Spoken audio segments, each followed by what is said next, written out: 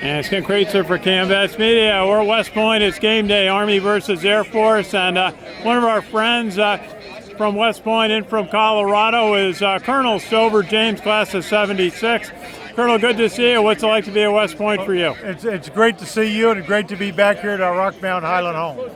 That's right. Now you do military support down in Colorado. Tell us about that. Well, I did 30 years in the Army, retired as a colonel in field artillery, and then I worked 14 years at the Air Force Academy on the staff. I really enjoyed it.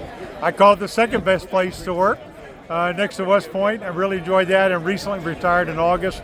But I'm very active with the West Point Association of Graduates, and I still volunteer at the Air Force Academy doing character and leader classes and honor education.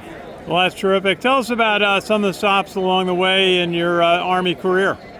Well, the Army was great to me. I did a total of 10 years overseas in Europe in several assignments.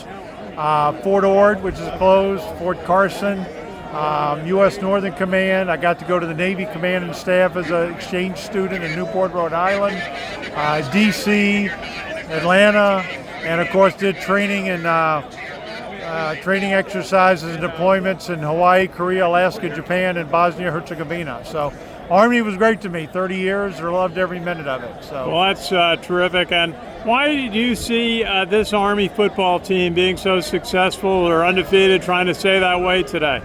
Well, you know, I think they came into this season with a little chip on their shoulder. Last year they started slow, finished strong, won the CIC trophy, but they ended up 6-6. They know they could have done better. And so they had a chip on their shoulder, and we got some new changes, and the offensive line is doing great.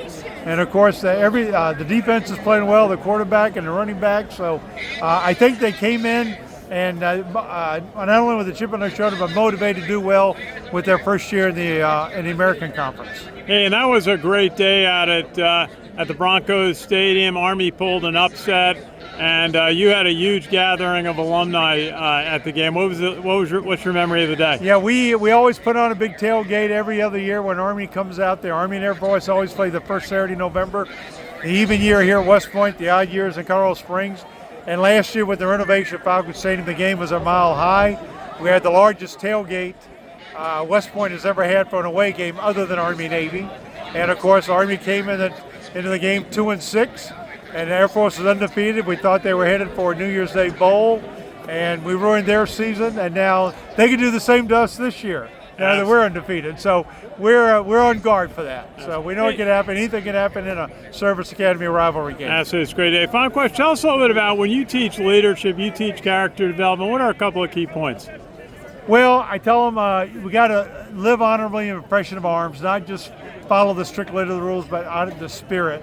I try to bring up real life examples from Ridgeway and Eisenhower and all the way back, and I try to tell them, you know, it's a journey. You know, we're never totally satisfied or totally. We strive for perfection.